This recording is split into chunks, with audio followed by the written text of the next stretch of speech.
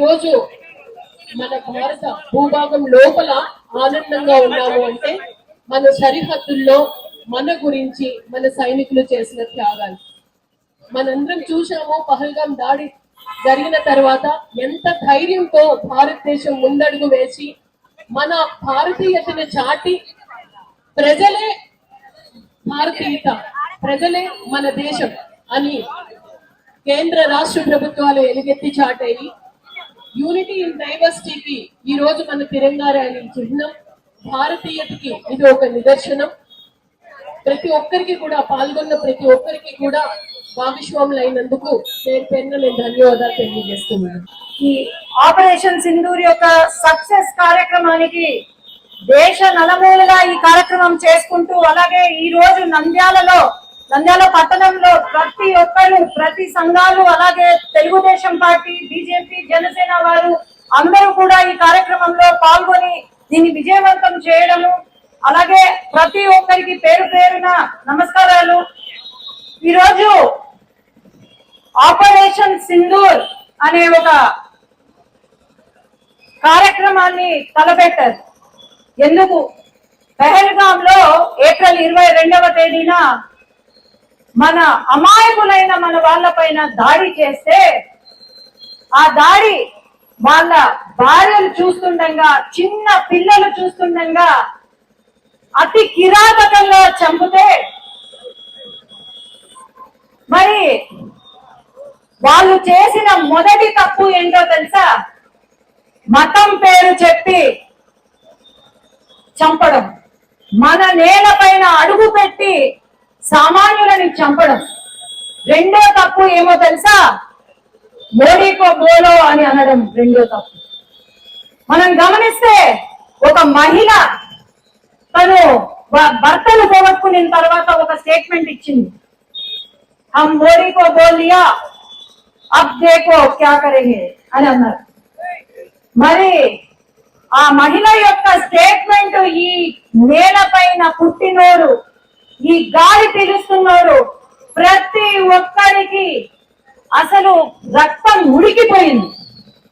అట్లాగే మన మోడీ గారు ఏం చేశారని, ఆపరేషన్ సింధూర్, మా మహిళల సింధూరాన్ని మీరు తుడి చేశారు కాబట్టి మీ దేశానికి వచ్చి మా మహిళలు ఏంటో వాళ్ళ సత్తాన్ని చూపిస్తాము అని చెప్పి రక్త సింధూరాన్ని తలపెట్టారు టెర్రరిస్ట్ల పైన.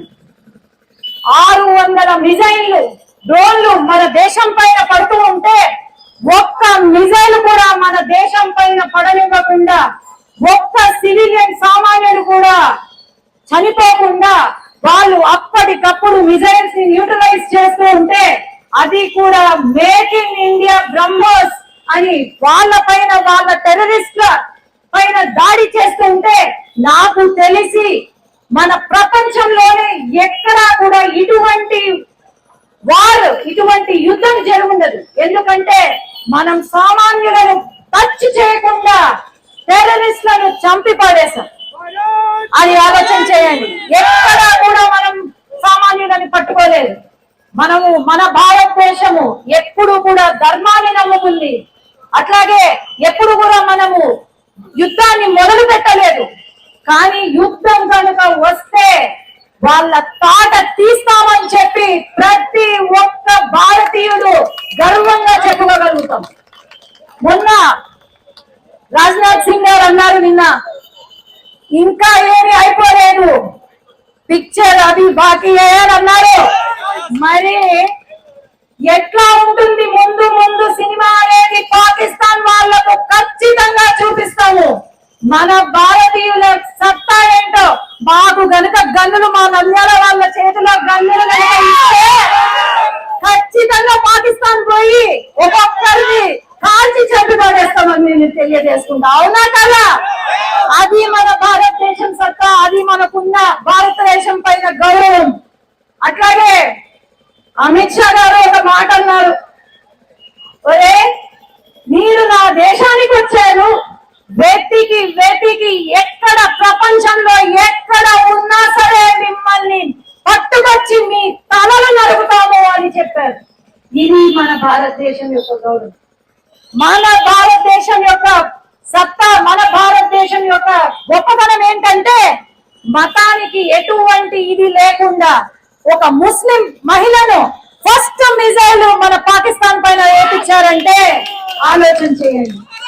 కాబట్టి అందరం కూడా ఎంతో మంది ఆర్మీ వాళ్ళు, armed forces, air force, navy వాళ్ళు ఎంతో మంది త్యాగాలకు వాళ్ళ లైఫ్ నే వాళ్ళ అన్ని కూడా మర్చిపోయి అక్కడ పోరాడుతున్నారంటే ఖచ్చితంగా మన అందరం కూడా వాళ్లకు సపోర్ట్ ఇస్తూ, అలాగే మన ఆంధ్ర రాష్ట్రం నుంచి చనిపోయిన మురళీ నాయక్ గారికి వాళ్ళ కుటుంబానికి అండగా ఉంటూ ప్రతి ఒక్కరం కూడా ఒకసారి